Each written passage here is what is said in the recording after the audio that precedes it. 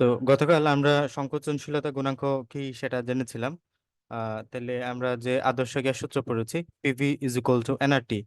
PV is equal to nRT এর মাঝে আমরা যদি পিভি বাই আরটি করি, পিভি এবং আরটির অনুপাত বের করি, PV is equal to nRT, এটা হচ্ছে আমাদের সূত্র। এখান থেকে যদি আমরা পিভি, এই যে এক্ষেত্রে যদি এক মোল হিসাব করে আমরা সূত্রটা চিন্তা করি, তাহলে আমাদের জেড বা সংকোচনশীলতা গুণাঙ্ক ইজ ইকুয়াল টু হয় পিভি বাই আরটি। মানে পিবি এবং আরটি এর যে অনুপাত সেটাকে আমরা বলছি সংকোচনশীলতা গুণাঙ্ক। সংকোচনশীলতা গুণাঙ্কের ভ্যালু যদি 1 হয় তাহলে বুঝবা সেটা একটা আদর্শ গ্যাস। তাহলে এই ক্ষেত্রে আমাদের পিবি এবং আরটি এর অনুপাত যদি আনসার 1 হয়, এই ক্ষেত্রে আমরা বুঝবো এটা একটা আদর্শ গ্যাস। এবং আদর্শ গ্যাসের ক্ষেত্রে এই ক্ষেত্রে আমাদের জেড এর মান যদি 1 হয়, 1 থেকে যত বেশি বিচ্যুত হবে, 1 থেকে যত বেশি উপরে হবে বা নিচে হবে, সাপোজ 1 থেকে যত বেশি বড় হবে, ওই গ্যাসটা আদর্শ গ্যাস থেকে তত বেশি বিচ্যুত।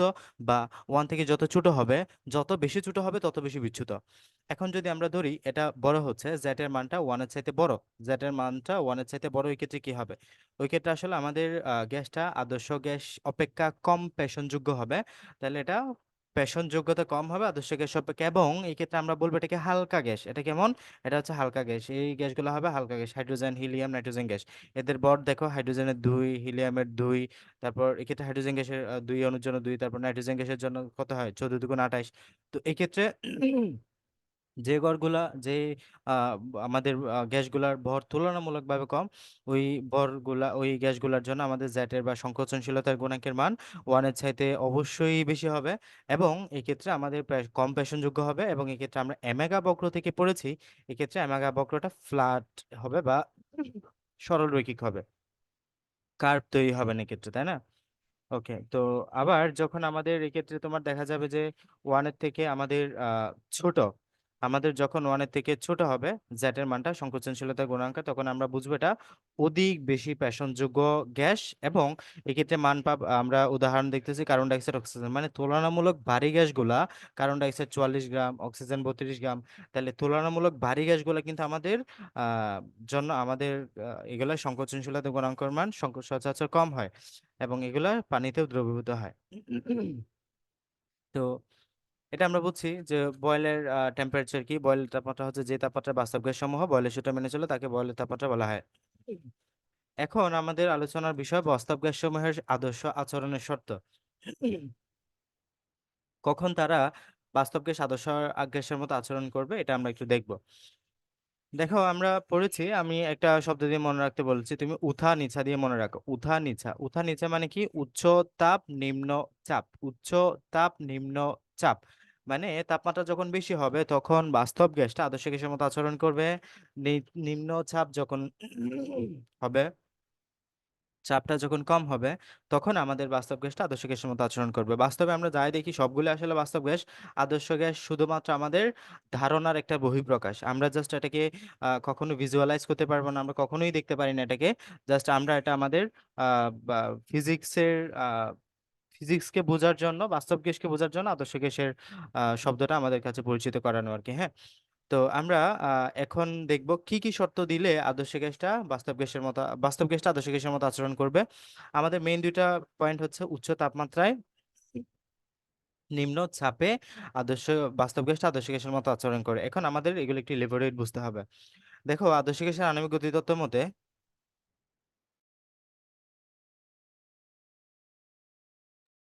তো বাস্তব গ্যাসের আদর্শ আণবিক গতিতত্ত্ব মতে গ্যাসের অণুগুলোর মোট আয়তন গ্যাস পাত্রের মোট আয়তনের তুলনায় নগণ্য। আমরা বলেছি বাস্তব গ্যাসের ক্ষেত্রে তুমি এই শর্তটা খাটাইতে পারবে না, কারণ বাস্তব গ্যাসের ক্ষেত্রে আমাদের জানি তোমার এক্ষেত্রে অবশ্যই গ্যাসের একটা আয়তন থাকবে, এটা তুমি নগণ্য বলতে পারবে না। বাট আদর্শ গ্যাসের ক্ষেত্রে অণুগুলোর আয়তন এত কম যে এক্ষেত্রে তুমি অণুগুলোর আয়তন বাস বাস বা তোমার যে যে বক্স বা তোমার যে গ্যাস, গ্যাসের আয়তনটা অবশ্যই তার পাত্রের আয়তনের চাইতে নগণ্য ধরতে পারবে, মানে এটা না গণলেও চলবে তোমার এমনটা। তো হিসাব করে দেখা গেছে যে এসটিপিতে এক মোল আণবিক গ্যাসের অণুগুলোর মোট আয়তন গ্যাস পাত্রের মোট আয়তন তো 0.05%। তো এটা খুবই একটা ছোট ফ্র্যাকশন, একটা, এটা আমার 0.05, 1%-এর অর্ধেক। তাহলে এটা খুবই ছোট একটা মান না? তো এই ক্ষেত্রে আমরা এটাকে ধরবোই না, এটা আমরা স্কিপ করতে পারি। বাট বাট যখন আমরা উচ্চ তাপমাত্রা, উচ্চ চাপ প্রয়োগ করব, খেয়াল করো, এই জায়গায় আমাদের শর্ত কি ছিল? উঠা নিচা সবসময় মাথায় রাখবা। উঠা নিচা, এটা কিসের সূত্র বললাম? উচ্চ তাপ নিম্ন চাপে বাস্তব গ্যাসটা আদর্শ গ্যাসের মতো আচরণ করে। তুমি উল্টা হিসাব করো। উচ্চ তাপ না বলে তুমি যদি নিম্ন তাপমাত্রা বলো, দেখো 0 ডিগ্রি সেলসিয়াস খুবই নিম্ন তাপমাত্রা না? তুমি যদি উল্টাটা করো, নিম্ন চাপ না বলে উচ্চ চাপ বলো, দেখো 500 ATM চাপ, তার মানে খুবই উচ্চ চাপ না? এই তাপমাত্রা কি হবে?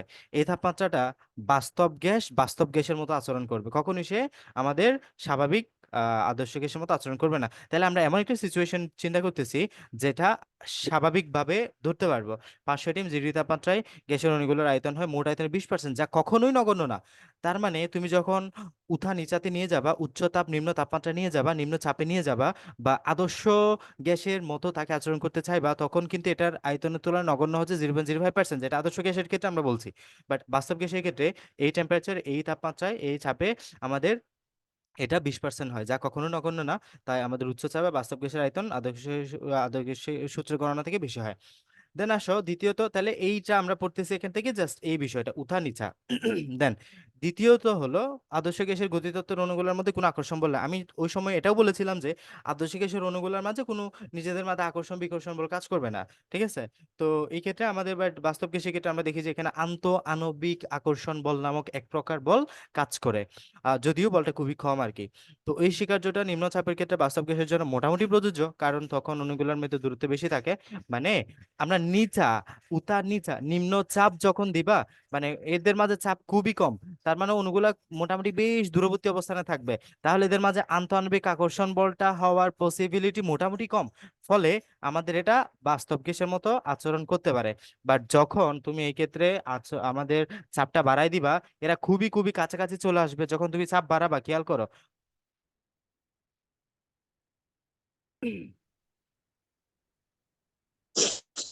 তো খেয়াল করো, যখন তুমি চাপ বাড়াই দিচ্ছ, চাপ বাড়ানো মানে কি? অণুগুলা খুবই খুবই কাছাকাছি চলে আসতেছে।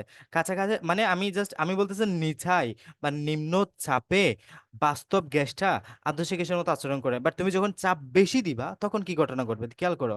যখন চাপ বেশি দিবা, চাপ বাড়াই দিবা, অণুগুলা কাছাকাছি চলে আসবে, যেহেতু আয়তন কমে যাবে। চাপ বাড়াইলে আয়তন কমে, এদের সোয়া অণুগুলা কাছাকাছি চলে আসবে। কাছাকাছি চলে আসা মানে কি? এদের মাঝে একটা আকর্ষণ বলের তৈরি করার চেষ্টা করা। তার মানে যখন আকর্ষণ বল থাকবে, তখন আমাদের এটা তোমার বাস্তব গ্যাসের মতো এই যে আদর্শ গ্যাসের মতো আচরণ করবে না, এটা আদর্শ গ্যাস থেকে বিচ্যুত হবে বেশি। তাহলে আমাদের এটাই বলা হচ্ছে যে আদর্শ গ্যাস সমূহের মাঝে কোনো আকর্ষণ বল নাই। বা যখন তুমি চাপ বাড়াবা, তখন এদের মাঝে আকর্ষণ বলটা তৈরি হয় বা এরকমটা পরিস্থিতি আসে, তখন তাদের মাঝে তুমি তাদেরকে বা আদর্শ গ্যাস বলতে পারবে না। বাট যখন চাপ কম থাকে, মোটামুটি তারা বেশ দূরত্ব অবস্থান করে, তাদের মাঝে কার্যকর আকর্ষণ বলটা খুব বেশি থাকে না, ফলে তখন তুমি তাদেরকে অনেকটা আদর্শ গ্যাসের সূত্রগুলোতে নিতে পারবা। তো এক্ষেত্রে যখন অণুগুলো দূরত্ব বেশি থাকে, তুমি চাপ কম থাকে, ওই যে নিম্ন চাপ, তো এক্ষেত্রে কেন আমাদের এক্ষেত্রে তোমার অণুগুলোর মধ্যে আমাদের ইয়ে থাকে, আদর্শ গ্যাসের মতো আচরণ করবে যখন নিম্ন চাপ দিবা? এই কারণ হচ্ছে, যখন আমাদের অণুগুলোর মধ্যে চাপ বেশি হবে, দূরত্ব বেশি যাবে, চাপ কম হবে, দূরত্ব বেড়ে যাবে, দূরত্ব বাড়লে কার্যকরী আকর্ষণ বলটা কম হবে।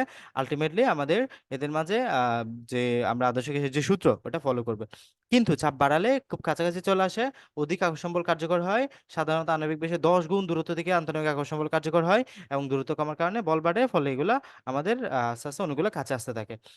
আশা করি বুঝছো। তো এই দুইটা কারণ আমি এই জন্য পড়ালাম যে এগুলা সিকিউতে লিখতে হবে আমাদের, ঠিক আছে? দেন এমাগা বক্রটা আমাদের এই জায়গায় আবার দেওয়া আছে, দেখো। এবার আসো, গ্যাসের আণবিক আয়তন গণ্য করলে মোট আয়তন বি বেড়ে যায়, অপরদিকে আন্তঃআণবিক আকর্ষণ গণ্য করলে মোট আয়তন বি কমে যায়। আচ্ছা, এখানে এই কথাবার্তাগুলো বলা আছে আবার। দেন আমাদের ওই যে এমাগা বক্র আবার দেওয়া আছে, দেখো এই জায়গায় আমাদের জেড ইজ পি আর টি। এখন আমাদের ওই ক্ষেত্রে জেড ছিল না, মানে আমরা এই ক্ষেত্রে দেখো আমাদের জেডটা বাড়াচ্ছি। হ্যাঁ, জেডটা আস্তে আস্তে বাড়াচ্ছি। জেড মানে সংকোচনশীলতা গুণাঙ্ক। আমি বলেছি, যাদের সংকোচনশীলতা গুণাঙ্ক একের চাইতে বেশি, যাদের সংকোচনশীলতা গুণাঙ্ক একের চাইতে বেশি, তারা সচরাচর হালকা গ্যাস হয়। আমাদের এই কার্ভটা দেখো, এই কার্ভটা হচ্ছে আদর্শ গ্যাসের জন্য। আমরা জানি আদর্শ গ্যাসের জন্য সংকোচনশীলতার গুণাঙ্কের মান 1। আদর্শ গ্যাসের জন্য সংকোচনশীলতার গুণাঙ্কের মান কত? এটা হচ্ছে সংকোচনশীলতার গ্রাফ। দেখো 1 সব জায়গায়, আদর্শ গ্যাসের জন্য আমাদের সংকোচনশীলতার গুণাঙ্কের কত? 1 দেখতে পাচ্ছ। বাট যখন আমাদের এই ক্ষেত্রে দেখো, এই কার্ভটার ক্ষেত্রে আমাদের সংকোচনশীলতা গুণাঙ্কের মান এদিকে আমাদের কি করছে? বাড়ছে না? সংকোচনশীলতা গুণাঙ্কের মান বাড়ছে। বাড়া মানে হালকা গ্যাস, হাইড্রোজেন গ্যাস। দেন এটাও দেখো আমাদের হিলিয়াম গ্যাস, সংকোচনশীলতা গুণাঙ্ক বাড়ছে এদিকে, উপরের দিকে গেছে মানে কি বাড়ছে। তো এটা হচ্ছে আমাদের স্বাভাবিক, এটা কোনো আমাদের দেখো কোনো কার্ভ নাই এটাতে, এটা একদম ফ্ল্যাট। তো এখন দেখো, আমরা এখন পড়বো যখন সংকোচনশীলতা গুণাঙ্কের মান কমে, নিচের দিকে গেলে এটা যদি 1 হয়, এটা 0.5। আমরা জানি সংকোচনশীলতা গুণাঙ্কের মান কম হয় কাদের ক্ষেত্রে? বাড়ি গ্যাসের ক্ষেত্রে। মিথেনের ক্ষেত্রে খেয়াল করো, একে এখানে একটা কার্ভ হয়েছে। কার্ভ কেন হয়েছে আমরা জানি, এই ক্ষেত্রে সংকোচনশীলতা গুণাঙ্কের মান কমার জন্য এটা 1 থেকে কমে গেছে। দেখো এ জায়গায় যদি 0.4 ধরো, তুমি 0.5 পেলে এই জায়গায় 0.4। 0.4 এর জন্য আমাদের এটা সংকোচনশীলতা গুণাঙ্কের লোয়েস্ট মান হচ্ছে 0.4। তার মানে মূলত সংকোচনশীলতা গুণাঙ্কের মানটা কমানোর জন্যই আমাদের এই ভারী গ্যাসগুলা একটা কার্ভ সৃষ্টি করে। এবং খেয়াল করো, যত তুমি ছোটোর মান দিকে যায়, এটা 0.3, এটা 0.2, এটা 0.1, যখন তোমার এই গ্রাফটা নিচের দিকে যাচ্ছে, তোমার কার্ভটা তত বেশি হওয়া দরকার। যখন তোমার এই কার্ভটা, তোমার এইদিকে ভ্যালুটা নিচে কমতেছে না, ফলে তোমার এই যে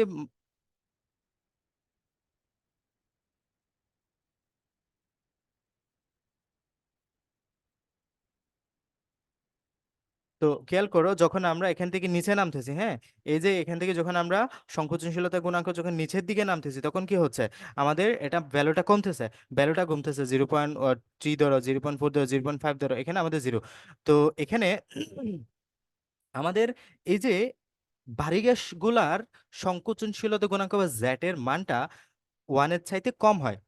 আচ্ছা খেয়াল করো, ওয়ানের চাইতে কম করার জন্য তাদের এই গ্রাফটা নিচে আসতে হবে নিশ্চয়ই, মানে গ্রাফটাকে নিচে নামাইতে হবে। যেহেতু তাদেরকে নিচে নামাইতে হচ্ছে আমাদের সংকোচনশীলতা গুণাঙ্কটা মিলানোর জন্য, আমাদের ওই গ্রাফে একটা কার্ভের সৃষ্টি হচ্ছে। যেটা আমরা ওই গ্রাফে দেখেছিলাম যে কার্ভ সৃষ্টি হচ্ছে, যত বাড়ি গ্যাস কার্ভ তত বেশি, মানে এই যে পেছানো বা আমাদের কার্ভ, কার্ভ মানে বুঝতে আশা করি, কার্ভটা তত বেশি। কেন বেশি দেখো, তুমি যখন নিচের দিকে যাবা, অধিক নিচে আসতে হচ্ছে, অধিক নিচে আসলে তোমার কার্ভটা তত বেশি হবে। এটা অনেক বেশি কার্ভ, এটা একটু কম কার্ভ। এদিকে আর হলে এটা একটু কম কার্ভ, এটাতে কোনো কার্ভই নাই। তো এই জায়গাটাতে আমরা যত নিচে আসবো, তত বেশি কার্ভ বেশি হবে। আবার যত নিচে আসবো, সংকোচনশীলতার গুণাঙ্কের মান তত বেশি কমতে থাকবে। তার মানে আমাদের কথা হচ্ছে, তুমি যত নিচের দিকে যাইতে থাকবা, সংকোচনশীলতার গুণাঙ্কের মান তত বেশি কমতে থাকবে। আলটিমেটলি কার্ভ তত কমতে থাকবে, বাড়তে থাকবে, এবং ওগুলা বাড়ি গ্যাস হবে। বাড়ি গ্যাস, ঠিক আছে, দেখো কার্বন ডাই অক্সাইড এবং মিথেন আমাদের বাড়ি গ্যাস। তার মানে এগুলো সংকোচন গুণাঙ্ক একসময় কমতে থাকে, কমতে থাকে, আস্তে আস্তে যখন তুমি চাপ বাড়াইতে থাকবা, একসময় গিয়ে সংকোচনশীলতা গুণাঙ্ক আবার বেড়ে যাবে। বাট আমাদের বোঝার বিষয় পিক পয়েন্ট কোনটা, পিক পয়েন্টটা দেখার বিষয় এখানে। তো আশা করি বুঝছো গ্রাফটা। আগেরটা আমাদের সংকোচনশীল গুণাঙ্ক ছিল না, এখন পিবি ছিল আগে, হ্যাঁ। এখন আমরা সংকোচনশীলতা গুণাঙ্ক দিয়ে দেখলাম গ্রাফটা। তো খুবই গুরুত্বপূর্ণ, আমাদের কিন্তু দুইটা গ্রাফের মাঝে একটা গ্রাফ আসতে পারে, দুটি সিমিলার মনে হতে পারে। এখানে কার্ভ, বাড়ি গ্যাস থাকলে কার্ভ হবে, আদার্সওয়াইজ তোমার ফ্ল্যাট হবে। এবং এই ক্ষেত্রে সংকোচন গুণাঙ্ক 1 এর মানে এই ক্ষেত্রে আমাদের এটা আদর্শ গ্যাস হবে। ওকে, গেল। এরপরে আসো আমাদের তাহলে এটা খুবই গুরুত্বপূর্ণ ছিল আমাদের সিকিউর জন্য, হ্যাঁ, ভালোভাবে একটু দেখবা।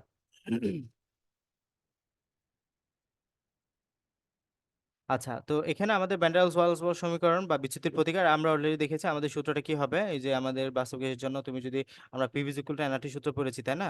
আমরা পড়েছি কি, পিভি ইকুয়াল টু এনআরটি সূত্র, এটা হচ্ছে আদর্শ গ্যাসের জন্য।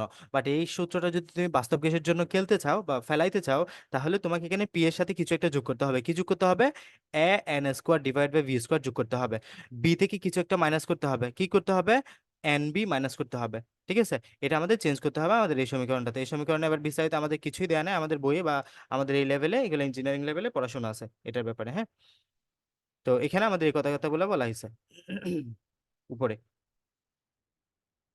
আচ্ছা, তো এগুলো তুমি রিডিং দিতে পারো। চাপ সংশোধন ফ্যাক্টর মানে আমাদের চাপের ক্ষেত্রে কি পরিবর্তন হবে, মানে এখানে পি বা চাপ সংশোধন ফ্যাক্টর কি হবে, এগুলো একটু রিডিং দিতে পারো।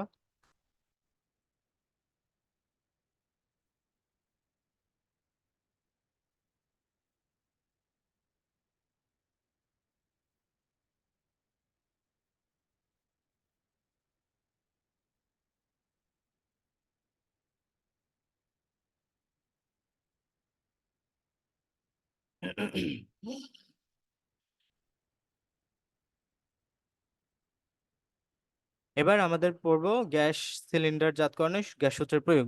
বলে রাখি, এগুলো আমাদের মোটামুটি সবগুলো এমসিকিউর জন্য, এখান থেকে কোনো সিকিউর আসে না সচরাচর, এবং আসার কোনো স্কোপও নাই, হ্যাঁ।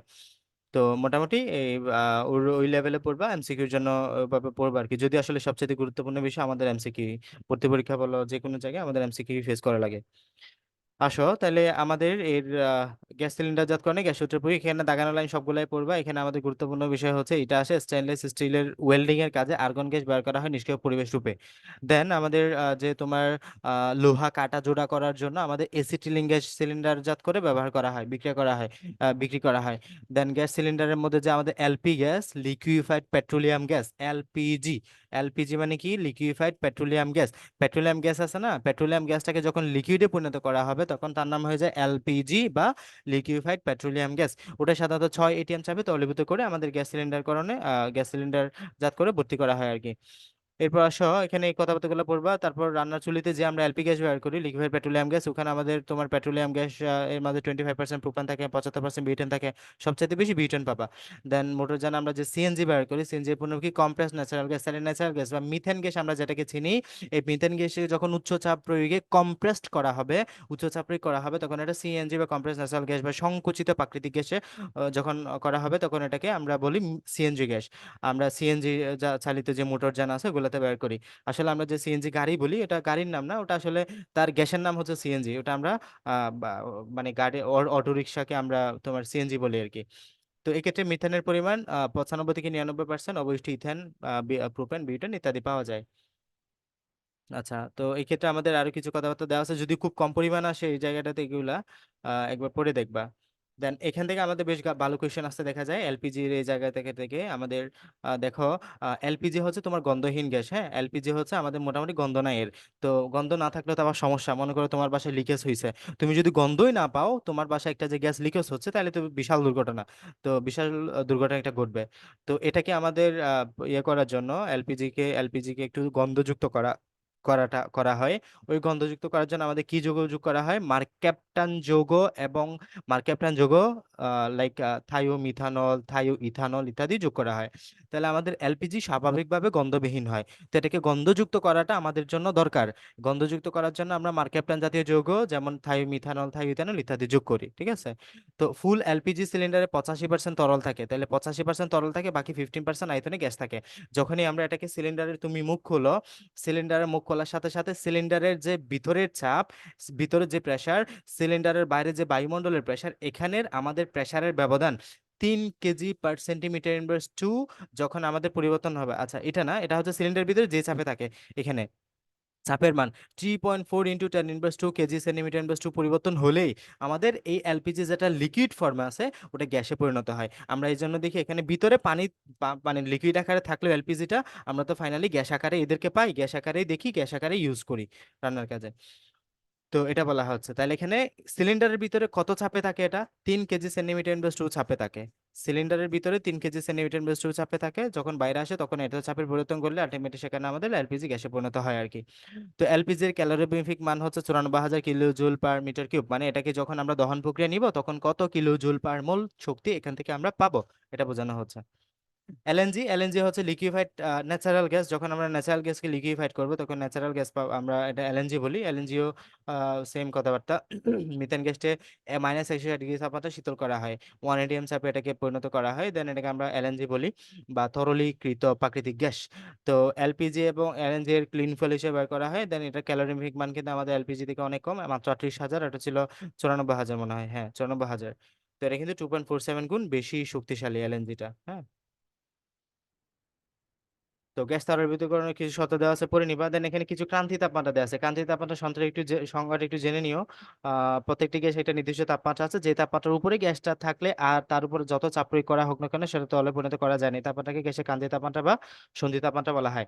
তো দেখো, আমরা জানি গ্যাসকে যখন তুমি চাপ দিবা, চাপ দিতে দিতে দিতে থাকলে তখন এটা আস্তে আস্তে তরলে পরিণত হবে।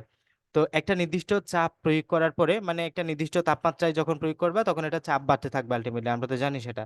যখন তুমি একটা গ্যাসকে তাপমাত্রা দিতে থাকবা তখন এটার ভিতরে চাপ বাড়তে থাকবে। একটা নির্দিষ্ট মাত্রায় যাওয়ার পরে এটার উপর যতই তুমি তাপ প্রয়োগ করো, যতই তুমি চাপ প্রয়োগ করো, আলটিমেটলি এটা তোমার যে তরলে রূপান্তর করা সম্ভব হয় না। ওই তাপমাত্রাকে আমরা সংকট তাপমাত্রা বলে থাকি। তো বিভিন্ন গ্যাসের বিভিন্ন সংকট তাপমাত্রা আছে, এগুলা মুখস্থ পড়ে নিবা আসে মাঝে মাঝে। এখানে দাগানো লাইনগুলাই পড়লে হবে, বক্সটা দেখিও না, কারণ অনেক তথ্য মাথায় রাখতে পারবে না। এবং জুল থমসন প্রভাবটা একটু দেখো, আমি যদি তোমাকে একটু ছোট্ট করে বলে দিই, সাপোজ মনে করো আমাদের একটা উচ্চ চাপস্থ একটা জায়গা, হ্যাঁ, এটা হচ্ছে খুবই উচ্চ চাপ জায়গা, একটা মানে একটা সিলিন্ডার। এই সিলিন্ডারের মাঝে খুবই খুবই উচ্চ চাপে একটা গ্যাস আছে, সাপোজ হাইড্রোজেন গ্যাস। খুবই উচ্চ চাপে আমাদের একটা এই জায়গাটাতে গ্যাস আছে। তো এই গ্যাসটাকে যখন আমরা খুব ক্ষুদ্র সূক্ষ্ম একটা ছিদ্র করে এই গ্যাসগুলাকে এদিকে বের করার চেষ্টা করি, তখন এখানে নিম্নচাপ, মানে এখানে চাপের পার্থক্য আছে, এখানে খুবই খুবই উচ্চ চাপ বায়ুমণ্ডলে, সাপোজ এখানে খুবই খুবই নিম্নচাপ। তাহলে খুবই উচ্চ চাপের অঞ্চল থেকে যখন আমরা খুবই নিম্নচাপের অঞ্চলের দিকে এই গ্যাসটাকে আমরা প্রবাহিত করার চেষ্টা করব, তখন এখানে আমাদের একটা প্রভাব ঘটবে। এই গ্যাসটা তরলে পরিণত হয়ে যাবে। হ্যাঁ, এই গ্যাসটা তরলে পরিণত হয়ে যাবে এবং গ্যাসের আমাদের প্রসারণ, যেটা প্রসারণের পরিবর্তনের কারণে আমাদের এখানে তরলে পরিণত হবে, তখন আমরা এটাকে বলি জুল থমসন প্রভাব। জুল থমসন প্রভাব। খেয়াল করে দেখো, যখন আমরা স্যান্ড দিই, স্যান্ড তুমি বডি স্প্রে দাও আশা করি। তো বডি স্প্রেতে খেয়াল করো, আমাদের বডি স্প্রেটা ভিতরে খুব বেশি চাপে থাকে, এটা বডি স্প্রেতে খুব চাপের ভিতরে থাকে এখানে। যখন তুমি বডি স্প্রে পিক করো, তখন কিন্তু আমাদের দেখা যায় যে আমাদের যখন গায়ে লাগে বা হাতে মারো, তখন এটা হুট করে পানি হয়ে যায়, মানে তরল হয়ে যায়। প্রশ্ন আসে না যে আমরা ভিতরে তো ছিল গ্যাস অবস্থায়, বাট যখন আমরা এটাকে খুব এখানে বাইরে নিয়ে আসলাম একটা নিম্নচাপ অঞ্চলে, উচ্চচাপ অঞ্চল থেকে, এটা কেমনে আমাদের ইয়ে হয়ে গেল, তরল হয়ে গেল। তো এটা হয় আসলে জুল থমসন প্রভাবের জন্য, ঠিক আছে। তো কারণ এক্ষেত্রে আমাদের গ্যাসের প্রসারণকাল গ্যাসকে কাজ করতে হয়, গ্যাস দিকে প্রসারিত হয়, সম্মুখে ধাক্কাকে পিছনের দিকে সরাতে হয়, এই গ্যাসগুলো তাদের আন্তরিক বিভাগসমূহের মধ্যে কাজ করতে গিয়ে ছড়িয়ে পড়ে এবং তখন অপদ্য শক্তি ব্যবহৃত হয়, তখন তাপমাত্রা হ্রাস পায়, উপযোগিত তাপমাত্রা হয়ে আসে, সাপেক্ষে গ্যাসকে তরলীভূত করা যায়, এদিকে গ্যাস আলটিমেটলি তরলীভূত করে হয়ে যায়। এটা আশা করি বুঝছো। তো মোটামুটি উচ্চ চাপ অঞ্চল থেকে নিম্ন চাপের দিকে গিয়ে গ্যাস তরল, এটা আরো বহুল আমাদের বাস্তবিক প্রয়োগ আছে জুল থমসন প্রভাবের আমাদের চারপাশে।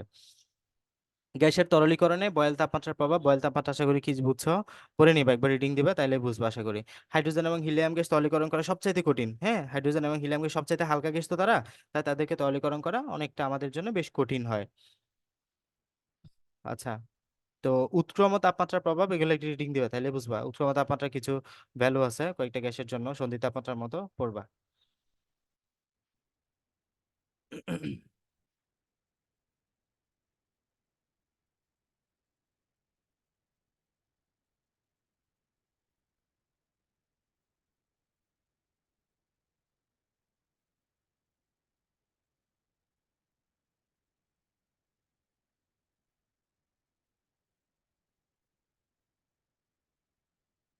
আচ্ছা, এরপর আসো বজ্রপাতের সময় বায়ুমণ্ডলে বিক্রিয়া এবং মাটিতে নাইট্রোজেন ফিক্সেশন।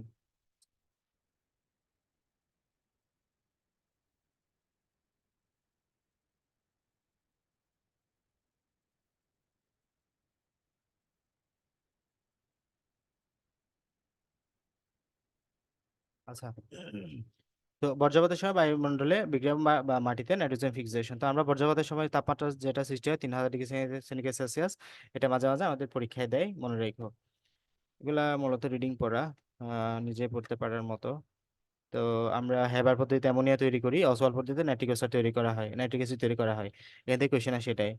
বায়োলজিক্যাল ফিক্সেশন প্রক্রিয়ায় আমাদের যে তোমার নাইট্রোজেন শোষণ, তারপর মোলিবডেনামের অবস্থান, কোয়েনজাইমকে কোয়েনজাইমের বিচারণ, এগুলা পড়ে নিব একবার। রিডিং পড়া, জাস্ট দাগানো লাইনগুলা। এই জায়গাটাতে কোয়েশ্চেন আসে প্রাইমারি দূষক, সেকেন্ডারি দূষক মনে রাখবা। প্রাইমারি দূষক হচ্ছে carbon dioxide, carbon monoxide, carbon dioxide, sulphur dioxide, nitric oxide, ammonia, hydrogen sulphide, ধূলিকণা, ধোঁয়া, ছাই, হাইড্রোকার্বন। মনে রাখার একটা শর্টকাট টেকনিক আছে, মনে করবা এই জায়গাগুলো সবগুলো একক গ্যাস। মানে দেখো, প্রাইমারি মানে কি, মেইন। প্রাইমারি মানে হচ্ছে একদম মেইন, প্রাথমিক। কার্বন মনোক্সাইড, এগুলা, এটা কার্বন এবং অক্সিজেন ডিরেক্ট পরমাণু পরমাণু অণু। কার্বন ডাইঅক্সাইডও same, sulphur dioxide same, nitric অক্সাইডও সেম, অ্যামোনিয়াও সেম, এটাও সেম, ধূলিকণা, ধোঁয়া, ছাই, হাইড্রোকার্বন ইত্যাদি। সালফার ডাইঅক্সাইড কিভাবে আসছে? সালফার ডাইঅক্সাইডের সাথে যখন অক্সিজেন বিক্রিয়া করছে তখন সালফার ডাইঅক্সাইড হয়েছে, তাই না?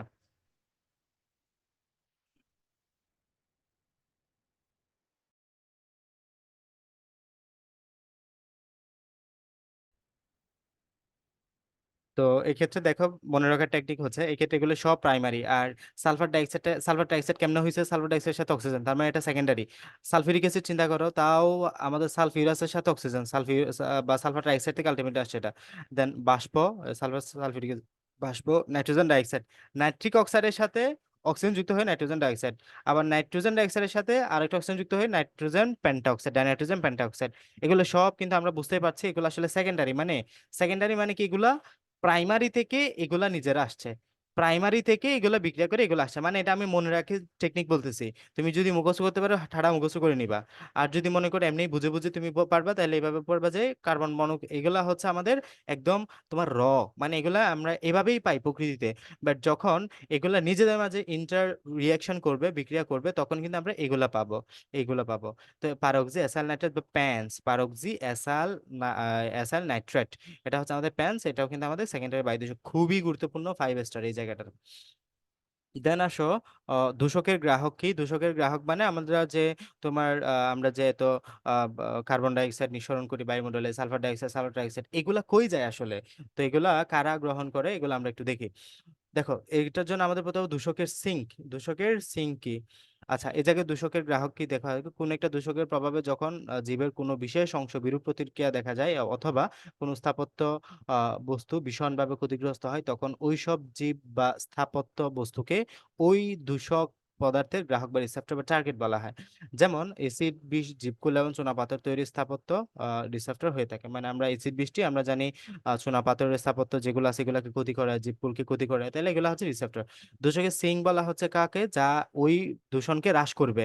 যেমন আমরা পরিবেশের মধ্যে অনবরত কোনো দূষকের সাথে বিক্রিয়া করে ওই দূষণ বা পরিমাণকে হ্রাস করে, তারা হচ্ছে দূষকের সিং। সাপোজ সমুদ্রের পানি, সমুদ্রের পানি আমাদের কার্বন ডাইঅক্সাইডের সিঙ্ক হিসেবে কাজ করে, কার্বন ডাইঅক্সাইডকে কমায়। সবুজ উদ্ভিদ আমরা জানি সালোকসংশ্লেষণের প্রক্রিয়া সবুজ উদ্ভিদ কার্বন ডাইঅক্সাইড গ্রহণ করে খাদ্য তৈরি করে, তার মানে তারাও সবুজ উদ্ভিদ হচ্ছে কার্বন ডাইঅক্সাইড একটা সিঙ্ক, কারণ তারা এটা কমায়।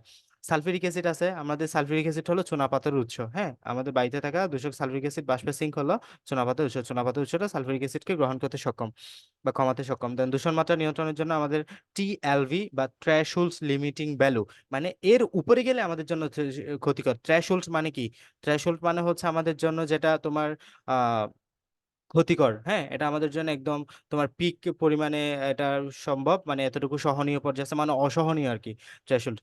তো এটা হচ্ছে অসহনীয় একটা পর্যায়ে, মানে সহনীয় পর্যায়ের একটা ভ্যালু। এর উপরে গেলে আমাদের সমস্যা হবে। তো কার্বন মনোক্সাইডের থ্রেশহোল্ড ভ্যালু বা টিএলভি হচ্ছে 0.15, মানে কার্বন ডাইঅক্সাইডের ভ্যালু যদি প্রকৃতিতে বা বায়ুমণ্ডলে 0.15 ppm parts per million, parts per মিলিয়নের চাইতে বেশি হয়, তাহলে আমাদের জন্য সেটা ক্ষতিকর। কার্বন ডাইঅক্সাইডের ভ্যালু 350 ppm, মানে 350-এর চাইতে বেশি হলে, ppm এর চাইতে বেশি হলে এটা ক্ষতিকর। সালফার ডাইঅক্সাইডের জন্য 0.05 ppm। পরীক্ষা আসে, ভালোভাবে পড়বা। এরপরে আসো বিশ্ব স্বাস্থ্য অনুযায়ী আমাদের ডব্লিউএইচওর ভ্যালু গুলা ভালোভাবে পড়বা। দেন এই জায়গায় এই বক্সটা একটু পড়ে নিও, আসে বারবার সেজন্য।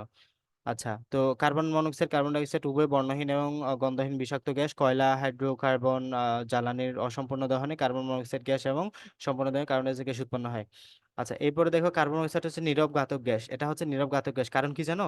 এই কার্বন মনোক্সাইডটা আমাদের যে ফুসফুসের আমরা যে প্রশ্বাস নেই, তো এই ফুসফুসে গেলে এটা রক্তনালী দ্বারা শোষিত হয়। এখন আমরা জানি আমাদের যে কার্বন ডাই অক্সাইড বা আমাদের যে গ্যাস নেই, ওটা আলটিমেটলি আমাদের বায়ুমণ্ডল রক্তের সাথে মিশবে। রক্তের যে হিমোগ্লোবিন আছে, আরবিসির হিমোগ্লোবিনের সাথে আমাদের এই কার্বন মনোক্সাইডটা গিয়ে সহ মিশে। ওখানে আমাদের আয়রনের সাথে লিগ্যান্ড রূপে এটা মিশে। হ্যাঁ, লিগ্যান্ড মানে যে ইলেকট্রন দান করবে, এটা আয়রন 2+ মানে কি, তার কাছে দুটো ইলেকট্রনের ঘাটতি আছে। সে এই কার্বন মনোক্সাইড লিগ্যান্ড রূপে সেখানে দুটো ইলেকট্রন ঘাটতি দেওয়ার জন্য হিসেবে এখানে ঢুকে এবং অক্সি হিমোগ্লোবিন গঠনে বাধা দেয়। আমরা জানি হিমোগ্লোবিন যেটা, হিমোগ্লোবিন অক্সিজেনের সাথে বাইন্ড করে অক্সি হিমোগ্লোবিন গঠন করে। এই অক্সি হিমোগ্লোবিনের মাধ্যমেই অক্সিজেনটা আমাদের সারা সেলে যাবে, দেহের প্রত্যেকটা সেলে যাবে। দেন অক্সিজেনটা ডিসোসিয়েট হবে, অক্সিজেনটা তাকে দিবে এবং তার থেকে কার্বন ডাই অক্সাইডটা নিয়ে আবার চলে আসবে। এভাবেই তো আমাদের কাজটা হয় ব্লাডের মাধ্যমে। বাট কি করে আমাদের এই হিমোগ্লোবিনটা অক্সিজেনের সাথে বাইন্ড করতে পারে না। অক্সিজেনের সাথে বাইন্ড করতে না পারলে আমাদের দেহের অক্সিজেন স্বল্পতা দেখা যাবে। হ্যাঁ, আমাদের সেলগুলো পর্যাপ্ত অক্সিজেন পাবে না। তো এটাও সমস্যা। কেন, কিভাবে হয় এটা? আমাদের এই যে আয়রনটা, আয়রনটা আমাদের কার্বন মনোক্সাইডের সাথে যুক্ত হয়ে অক্সি হিমোগ্লোবিন গঠনে বাধা দেয়। তো আবার কার্বন মনোক্সাইড অক্সিহিমোগ্লোবিন ভেঙে কার্বোহিমোগ্লোবিন যৌগ গঠন করে। তাহলে দেখছো এইভাবে আমাদের কার্বোহিমোগ্লোবিন যৌগ গঠন করে। এর ফলে অক্সিজেনের অভাবে প্রথমে মাথা ধরা জীবনী পরে বেশি কার্বন মনোক্সাইড সূচি হলে অবশ্যই মৃত্যু হবে। কারণ কি, তোমার দেহ যদি অক্সিজেন না পাই, তুমি কি 1 মিনিট 1.5 মিনিট নিঃশ্বাস বন্ধ করে রাখতে পারবা? কখনোই না। তাহলে তুমি যদি নিঃশ্বাস নেওয়ার পরেও তোমাদের দেহের প্রত্যেকটা, আমার দেহের প্রত্যেকটা সেল অক্সিজেন না পাই, তাহলে এটা তো নিঃশ্বাস বন্ধ করে রাখার মতোই, তাই না? তো এগুলো আমাদের জন্য সমস্যা। দেন আসো সালফার ডাইঅক্সাইড, সালফার ডাইঅক্সাইড কিছু ক্ষতিকর প্রভাব দেওয়া আছে, পরীক্ষার এমসিকিউতে আসে মাঝে মাঝে। দেন শ্বাসকষ্ট হয়, তার কথাবার্তা বলা আছে পড়ে নিবা। নাইট্রিক অক্সাইডের যে ফার্স্টে আমাদের দেওয়া আছে কি উৎস কি, অটোমোবাইল ইঞ্জিন বা পুরাতন শিল্প এর উৎস নাইট্রোজেন, নাইট্রিক অক্সাইড এবং নাইট্রোজেন ডাইঅক্সাইড। ফটোকেমিক্যাল স্মোক, হ্যাঁ ফটোকেমিক্যাল স্মোক সালফার ডাইঅক্সাইডের জন্য বা প্যান্সের জন্য সৃষ্টি হয় এটা। গ্রিন হাউস গ্যাস এবং গ্রিন হাউস গ্যাসের প্রভাব, গ্রিন হাউস গ্যাসের মধ্যে টেম্পারেচার কত, 38 থেকে 39 ডিগ্রি সেলসিয়াস তাপমাত্রা হয়। দেন এখানে কার্বন ডাই অক্সাইড হচ্ছে আমাদের গ্রিন হাউসের প্রধান গ্যাস, এটা একটু পড়বা, যার রোল হচ্ছে 50%। হ্যাঁ, কার্বন ডাই অক্সাইড হচ্ছে প্রধান গ্রিন হাউস গ্যাস, যার রোল হচ্ছে এখানে আমাদের 50%। 50% এটা ভূমিকা রাখে। এই যে এই বক্সটা পড়ে নিলে হবে, এত কিছু না পড়ে বক্সটা পড়ে নিলেই চলবে।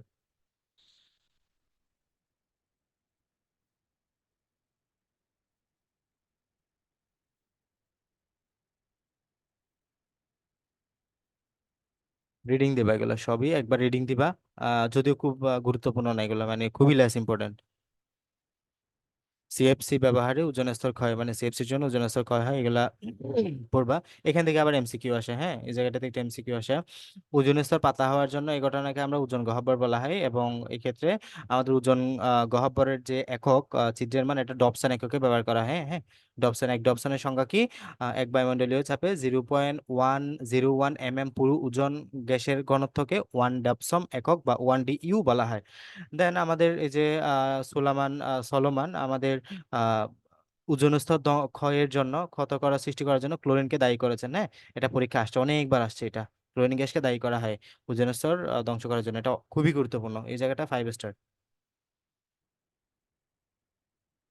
দেন এই জায়গাটাও অনেক বেশি আসে, অনেক বেশি আসছে।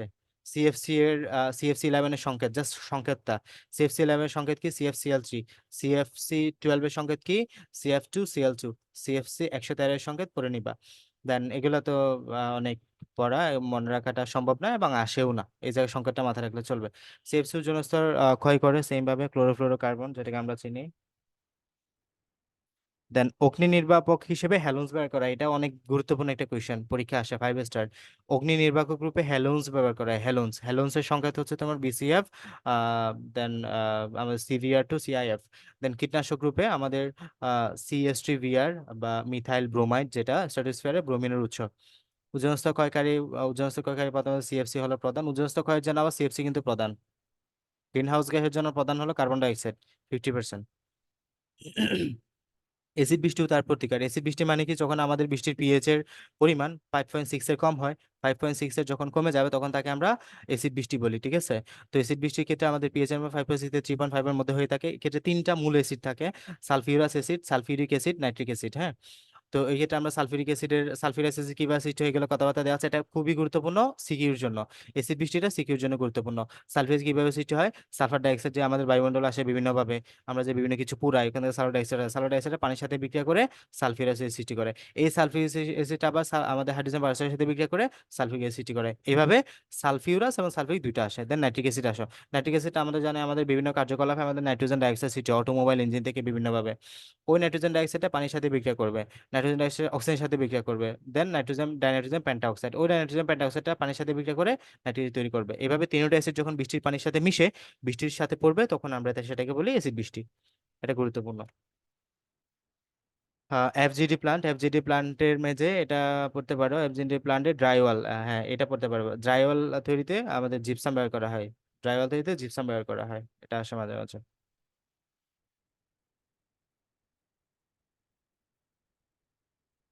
ওকে, তাহলে আমাদের লেকচার আজকে এতটুকুই। আমরা নেক্সট দিন আরহেনিয়াস অ্যাসিড ক্ষারক তত্ত্বটা খুব ভালোভাবে শেষ করে আমাদের অধ্যায়টা রীতি টানবো, এবং এই অধ্যায়ের মাঝে আমাদের রেস্টিং পার্ট সিকিউর জন্য হচ্ছে আরহেনিয়াস অ্যাসিড ক্ষারক তত্ত্ব, সাথে আমাদের আরো কিছু তথ্য আছে অ্যাসিড ক্ষারক নিয়ে। তো এই কনসেপ্টগুলো শেষ করার মাধ্যমে আমাদের এই চ্যাপ্টারটা শেষ হয়ে যাবে। তাহলে আমরা কিন্তু অনেক দূর আগে আসছি, আমাদের এই চ্যাপ্টারটা প্রায় 150 পৃষ্ঠার একটা চ্যাপ্টার, আমরা অলমোস্ট 100 পৃষ্ঠা শেষ করে আসছি। তো আমার রিকোয়েস্ট থাকবে, যা যা পড়িয়েছি খুব ভালোভাবে একবার রিভিশন করবা এবং ভালোভাবে একবার পড়বা। আলটিমেটলি না পড়লে আমি যতই পড়াই তা কিছুই আসে যাবে না, এগুলো এখন বুঝতেছো আবার তুমি ভুলে যাবা, খুবই স্বাভাবিক এটা। তো ভালোভাবে পড়ো, যা যা পড়িয়েছি যতটুকু পড়িয়েছি সময় নিয়ে পড়ো, লাস্ট টাইম এগুলা পড়ার সুযোগ এখন। দেন আমরা আগামীকাল আর্হেনিয়াস অ্যাসিড কারক তথ্যের মাধ্যমেই এটার শেষ করব। বুঝে গেছে এতটুকু?